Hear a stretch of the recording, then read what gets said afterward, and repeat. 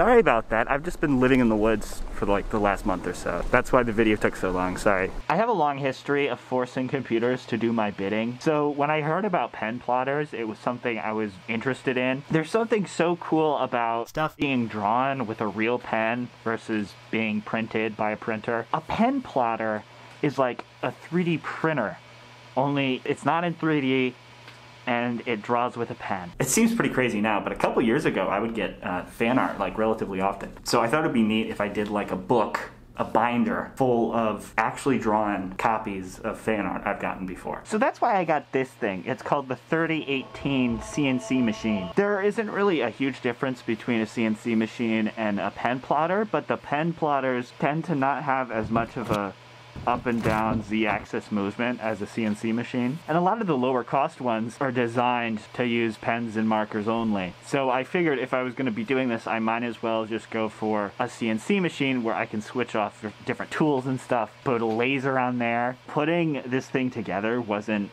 too difficult. The software has been a nightmare. 3D printing is at a place right now where you can get your printer, put in a 3D model, and it's like super easy. It prints out and you're gonna get a good result, unless you're using the Ender 3 I just got, which has been a pain, and I need to get it replaced. It feels like what I imagined 3D printing in 2009 would be like, where the technology exists and there's software for it, but it's not polished enough for somebody to just come in randomly and do a bunch of incredible pen plotting drawings. There's a lot of software compatible with this specific CNC machine, but every one I tried was just a huge pain. And when I found software that would send code to the CNC machine properly, I still had to find some other software to convert an image into an SVG file and then convert that into a G-code file, and then I could actually send it to the CNC machine. Somebody mentioned this plugin for Inkscape, and I used that for a while, and I would describe that as,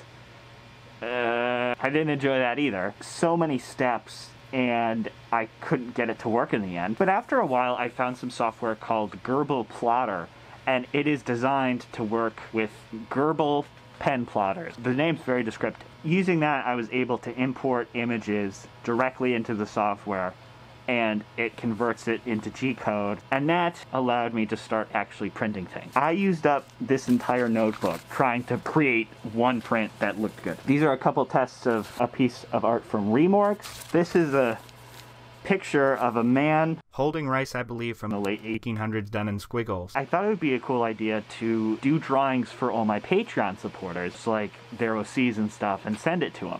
So you can see here I got this nice, I don't know, traced image of Pocket Fox over here, and you can see there's multiple colors. It's doing all good.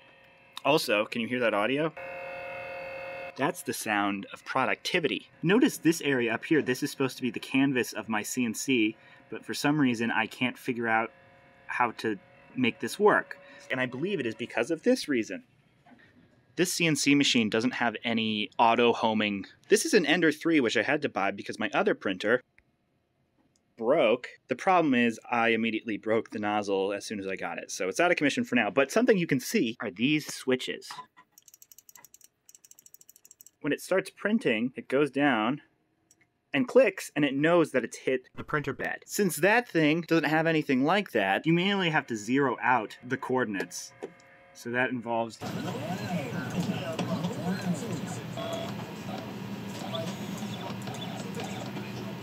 I'm using some paper I made myself to make it a bit more interesting. Let's see. Definitely a good start. It has been an hour and 20 minutes, and this is what we have. Hopefully the second color will add some good to it. It is bleeding a lot. Yeah, so as you can imagine, that's not supposed to happen. And not only is all the time spent on this so far gone, but the paper is as well. So now we're trying it with notebook paper just to see if I can figure out what is going on. I've done this dozens and dozens of times, yet for some reason I still struggle to figure out what the hell I'm doing. Why is it calibrated like that? It seems that markers are inevitably causing me an issue. It's either pressing on the paper too hard or not enough. So we should try something else. You guys, I'm such a moron. Something I've been looking for is software that will cross-hatch my image, basically overlaying a single pencil to create different shades and stuff.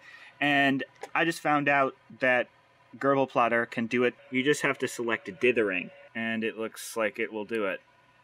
So the cross-hatching thing didn't work out. It was looking pretty good, but then I realized the entire print would take an estimated 90 hours. I decided to stop that and just do something I had tried previously and probably should have been doing this whole time. This is some art of CodenameGamma. It's relatively easy in Photoshop to go in and create this two-tone image and then blur it slightly to prevent Gerbil Plotter from adding all these random like dots and stuff. And then we can create it. Hello, it's me in the future.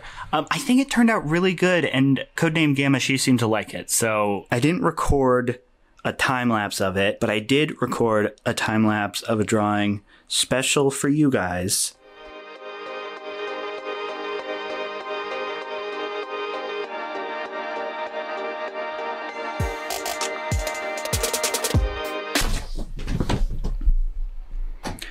This is... It's a picture of the white cat, Le Jet Blanc. It looks like it wasn't drawn correctly, but this is how it really looks. So, and you can see some of the struggles of this. Look at all these dots. You see all these dots? This is just random noise that for some reason Gerbil Plotter has decided it's a good idea to draw that because the CNC machine is going up and down, up and down, up and down just to make these tiny marks. And I haven't found like a great way to remove those yet. So a lot of work. But in the end, if everything goes well, you get this. Here's the one I made for Pocket. It's finally looking good. Up close, it looks like there's a lot of lines, but when you shrink it down like that, it looks pretty good. I'm really happy with that. I would have liked it to be multicolored, but I think for now, it seems like without the ability to accurately home the CNC machine, that kind of thing would be pretty difficult. Yeah, I don't know. I don't get what the deal is. Everybody online seems to have such an easy time with getting this kind of thing to just work and have some good prints with it, but I'm really struggling. I'm assuming the more I use it, the more I'll be able to get stuff to work. I also really need to get homing switches put on that thing so I don't have to like manually home it all the time. I think that would be really helpful. And I want to get the drill that came with it to work. I don't know where I put it, but I think it would be crazy cool. I could cut things into coins with the drill. I could make my own coin, put me on a coin. That would be cool. I want to do that. I hope my Patreon people enjoy the things I'm sending them because took a while. But thanks to them, their names are listed here. I appreciate you guys. I want to thank you for watching. Let me know what you think about a drawing machine and what you would have your drawing machine draw. Be sure to tune in next time, where the entire video will be generated by AI and my body will be turned into an empty vessel for the computer program to use in order to interact with the physical world. Bye. You're wondering what all those things are down there? Well, take a look. It's a worm pin, a 3D printed worm pin coming soon. Stay tuned.